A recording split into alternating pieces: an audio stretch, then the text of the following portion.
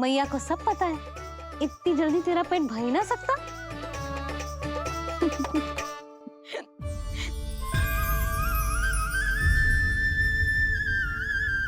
ये क्या है लल्ला? ये क्या था तेरे मुंह में, दिखा। ओहो, मैं तो भूल ही गया था कि मेरे भीतर ही तो सारी सृष्टि समाई हुई है। मैया ने उसकी झलक देख ली, अब क्या होगा? क्या हुआ यशोदा? सुनो जी, हमारे लल्ला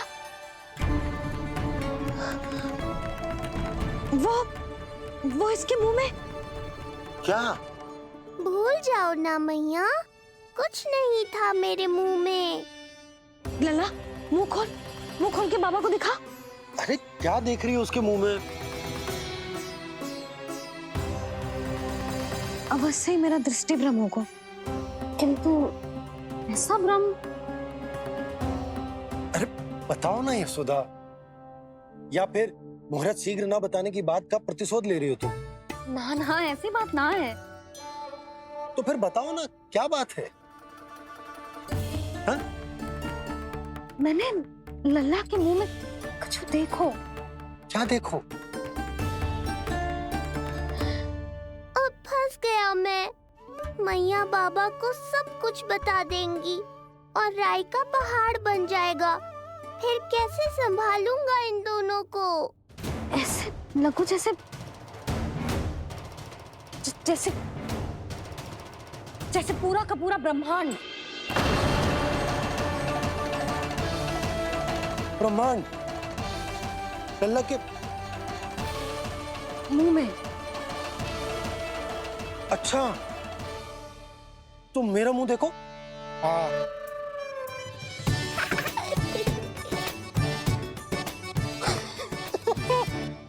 ब्रह्मा। यशोदा, मुझे पता था आप मेरा उपहास उड़ाओगे। अरे नहीं, तुम देखो तो सही।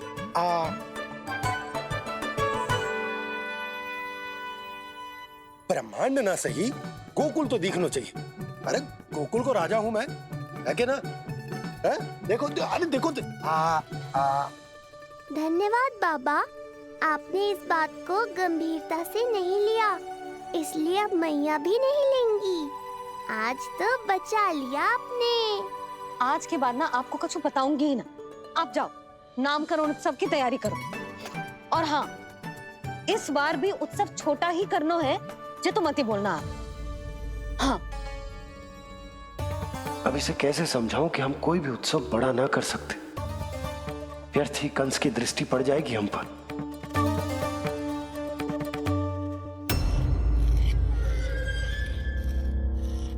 लगता है आपके सैनिक और तलवार दोनों की धार कुंद पड़ गई है महाराज।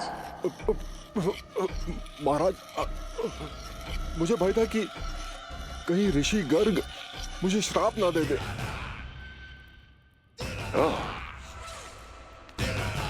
तो श्राप से भयभीत हो गए दुर्जन, किंतु कंस तो कोई श्राप नहीं देता, सीधा मृत्यु देता है।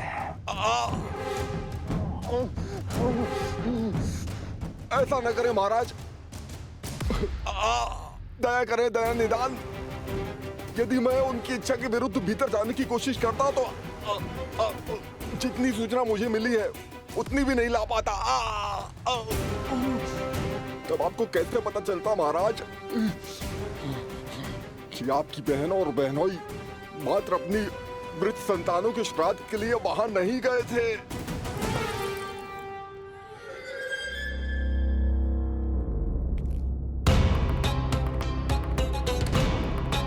आगे बोलो। पूरी तरह तो नहीं सुन पाया महाराज, किंतु मैंने स्वयं अपने नेत्रों से देखा है महाराज। राजकुमारी देवकी ने ऋषि गर्ग के हाथ में कुछ दिया था। ये सत्य है महाराज, और ऋषि गर्ग ने उन दोनों को वचन भी दिया था। सही समय की प्रतीक्षा कीजिए राजन, आपके दोनों कार्य पूर्ण होंगे। महाराज, मैं आपका सबसे विश्वसनीय सेवक हूं। आपके हर आदेश का पालन करना मेरा अधिकार है और मैंने अपने अधिकारों का पालन किया भी है महाराज। किंतु फिर भी यदि मेरी ओर से कोई भूल हुई हो, मुझे क्षमा करे दयानिधान, मुझे क्षमा करे। इसका अर्थ है कि उत्कच सही कह रहा था। वो दोनों अवश्य ही कोई ना कोई षड्यंत्र रच रहे हैं मेरे विरुद्ध।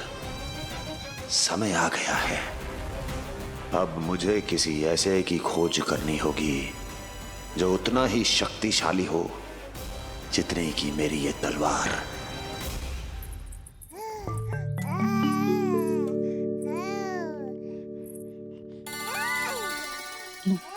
अभी से पुकारने लगो जी, अभी तो आई हो रसोई में।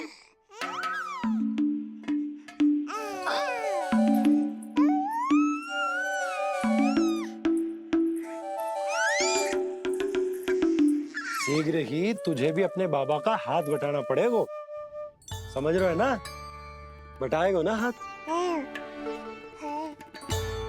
अभी जे 100 दिन का भी ना हो और जे इस नन्हे से बालक को काम काज का भार सौंपने की बात करने लगे।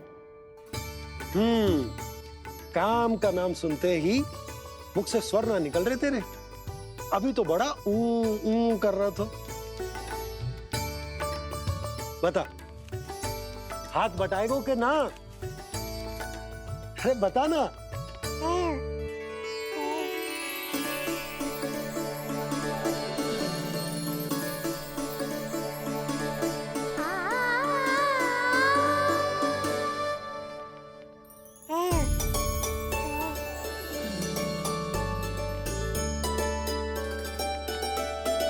कल तू पूरा 100 दिन को हो जाएगा लल्ला। पंडित जी आएंगे, तुझे नया नाम मिलेगा।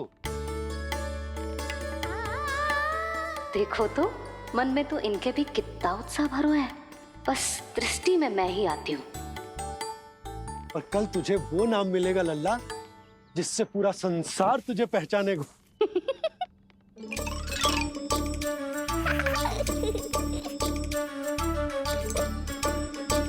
अब लल्ला, कितना कार्य शेष है और तूने मुझे बातों में लगा लियो।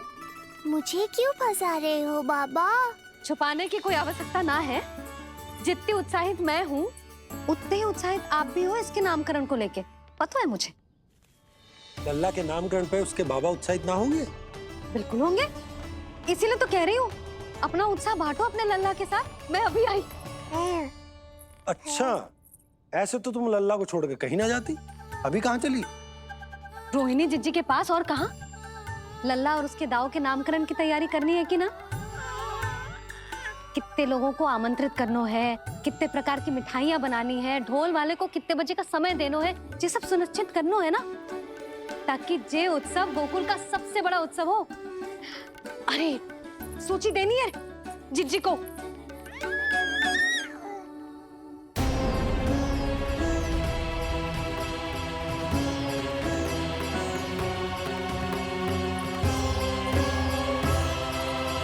सबकी कोई आवश्यकता ना है। आवश्यकता ना है मतलब? कहना क्या चाहते हो आप? मैं ये कहना चाहता हूं कि यशोदा, सत्य तो ये है कि हमें दुख में ना अत्यधिक दुखी होना चाहिए और ना सुख में अत्यधिक उत्साहित। प्रसन्नता कितनी भी क्यों ना, हमें उत्सव संयम से ही मनाना चाहिए। इतने वर्ष संयम ही तो रखा था ना नंद जी। ये समय संयम का ना आनंद से बावले हो जाने का है। यशोदा, हम आयोजन छोटा ही करेंगे। मैं कुछ सोच समझ कर ही तो कह रहा हूँ। पर क्यों? मुझे भी तो समझाओ। हर बात समझाने की ना होती यशोदा। अच्छा, पति पत्नी में भेद हो तो है? ठीक, मैं कोई भेद ना रखूं। जो भी अब तक मैंने तुम्हें ना बताया है वो सब बताऊं। ओहो, क्या कर रहे हो बाबा? कंस के बारे में कुछ बता मत देना मैया को। वो मंगला है ना, उसने आज शाम को ही बछड़ा दियो। और भात पत का मांस लगभग बीतने को ही है, तो धीरे धीरे शरद ऋतु आ जाएगी, दूध की हानि भी कम हो जाएगी। हाँ? और वो सरजू है ना, उसको बैद जी ने पूरे पखवाड़े का विश्राम के लिए कहा है। क्यों? क्योंकि वो ठाट से गिर गए थे और गिरते समय उसे भीतरी चोट लग गई थी। अरे और... बस बस बस, ये सब मुझे क्यों बता रहे हो? इसका नामकरण से क्या संबंध? तुम्ही ने तो कही ना कि पति पत्नी के बीच में कोई भेद ना होता, तो मुझे जो भी बात पता है मैं तुम्हें बताऊंगा। कितनी समझदारी से बात बदल देते हो आप, और भोली भाली मैं आपकी बातों में आ जाती हूँ, और इस सब में असली बात तो रह ही जाती है। किंतु आज बात मेरे लल्ला की है, उत्सव तो विशाल ही होगा, और इस बारे में कछु और ना सुनूंगी मैं। आप लल्ला का ध्यान रखो, मैं जा रही हूँ रोहिणी जीजी के पास। यशोदा,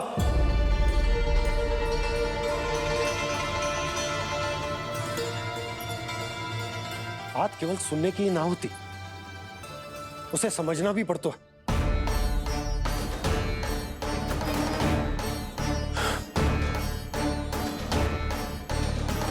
विश्वास है ना मुझ पर? मैं कुछ सोच समझ कर ही कर रहा हूँ ना। उत्सव तो छोटा ही होगा।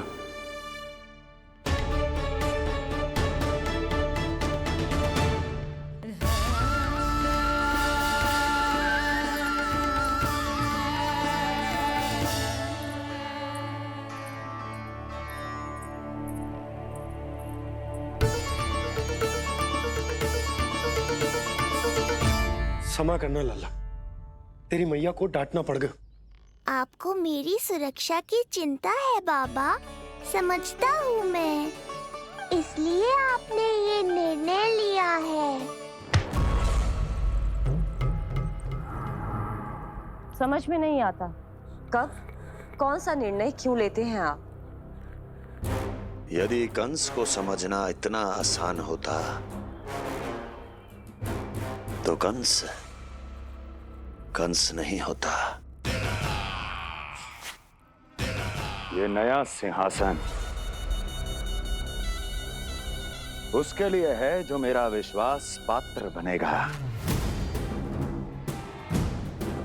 मेरे दाहिने हाथ की तरह मेरे मन के सबसे निकट होगा वो। मंत्री परिषद में विशेष स्थान की प्राप्ति होगी। मेरे बाद पूरे राज्य के लिए उसी का वचन होगा। शासन। किंतु ये अधिकार केवल उसे प्राप्त होगा जो मेरी परीक्षा में उत्तीर्ण होगा। मेरा सबसे महत्वपूर्ण कार्य करेगा वो। इसलिए जाओ, कह दो सभी बाहुबलियों को, महाबलियों को, दैत्यों को, दानवों को, प्रेतों को, पिशाचों को, सभी को ये सूचना दे दो ना ना ना ना, सूचना नहीं, चुनौती दो कि यदि साहस है तो आए, मेरी परीक्षा में उत्तीर्ण हो और इस सिंहासन पर बैठने का अधिकार प्राप्त कर ले। जाओ। और हाँ, ये अवश्य कहना कि केवल वही आए जिनके हृदय में साहस का ज्वालामुखी धधकता हो, जिनकी तलवारें पर्वतों का सीना चीरने को व्याकुल हो, जिनकी संकल्प शक्ति इतनी दृढ़ हो कि मृत्यु से टक्कर ले लें। कायर नहीं चाहिए मुझे। जाओ। महाराज, आप जिसे भी ये विशेष पद देंगे, भविष्य में यदि वही हमारे शीश पर बैठ गया तो क्या करेंगे आप? पहले ऐसा कोई योद्धा सामने तो आए अस्ति जो उस विष्णु के अवतार का संहार कर सके।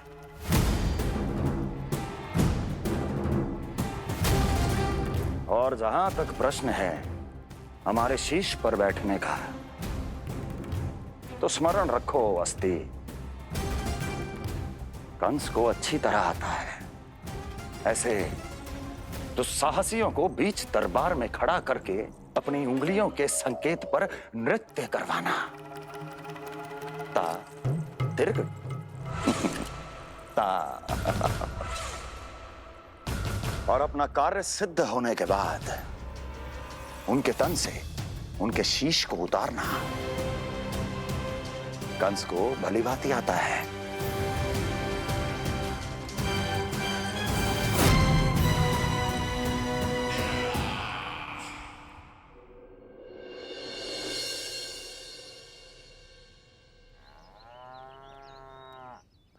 पूरे 100 दिन का होगा हुआ तो लल्ला, कम से कम 100 व्यक्ति तो आने चाहिए थे ना तेरे और तेरे दाऊ के नामकरण में। हाँ, अब तुम मुस्कुरा क्या रहो है? तू ही बता, जे भवन देख के लग रहा है कि यहाँ कोई उत्सव है? बिना अतिथियों के कैसा उत्सव और कैसा आनंद, तू ही बता। और मैं करूं भी तो क्या? पता है लल्ला, मुझे तो लग रहा है तेरे बाबा ना कंजूस होगा है। नहीं तो भला और क्या समस्या हो सकती है उन्हें बड़े आयोजन से? अरे गोकुल के राजा का लल्ला है तू, राजकुमार। यदि तेरा आयोजन बड़ा ना होगो तो भला किसका होगो?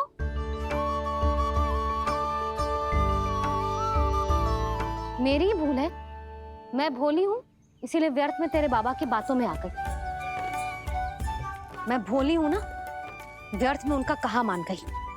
किंतु अब ना मैं कोई मांग रखूंगी, ना मैं उनसे बात करूंगी। और कहे देती हूँ लल्ला, सावधान जो इस बार तू बीच में आया तो। हाँ नहीं तो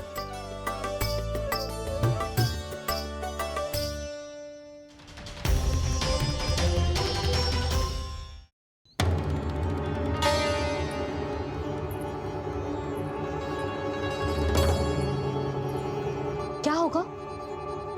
हाँ, सब ठीक तो है ना? आप इतनी चिंता में क्यों हो जी? कुछ बुरी सूचना तो ना मिली? अब जे मत ही कहना कि जे भी मुझसे छुपाना पड़ेगा। जो भी है मुझे बताओ। पंडित सदानंद जी महाराज वो नामकरण के लिए ना आ सके। उनकी बिटिया के पांव भारी, उसे लिवाने वो समझाने गए।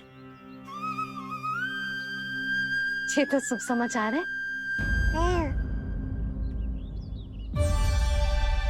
किंतु मेरे लल्ला का नामकरण अब वो सही मुहूर्त पे कैसे होगा? वही तो समझ ना आ रहा। ऐसे मन छोटा करने की आवश्यकता नहीं है मैया बाबा। आप दोनों तो स्वागत की तैयारी करो, आ रहे हैं वो।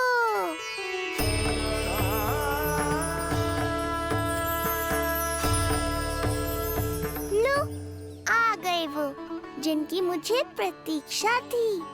आप दोनों व्यर्थ ही चिंता कर रहे थे।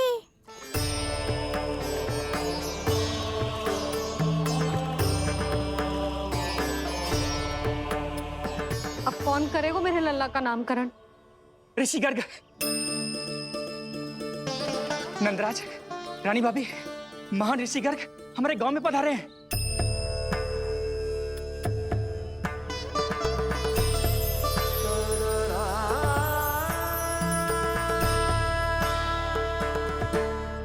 ऋषि गर्ग गोकुल में?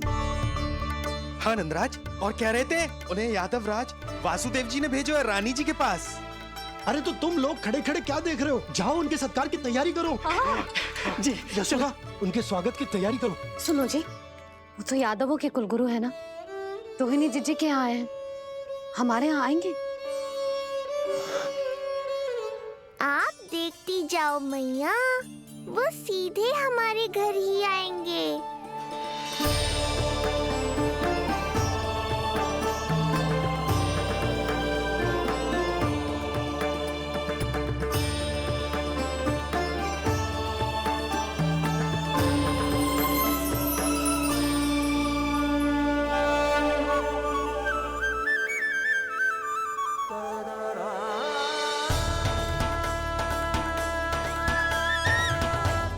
ये क्या हो रहा है मुझे?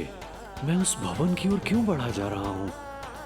क्योंकि आपके यहाँ आने से ही मेरी मैया बाबा की चिंता समाप्त होगी ऋषिवर। ये बात तो मैं न जानता, परंतु मुझे जाकर उनको स्वागत करना चाहिए।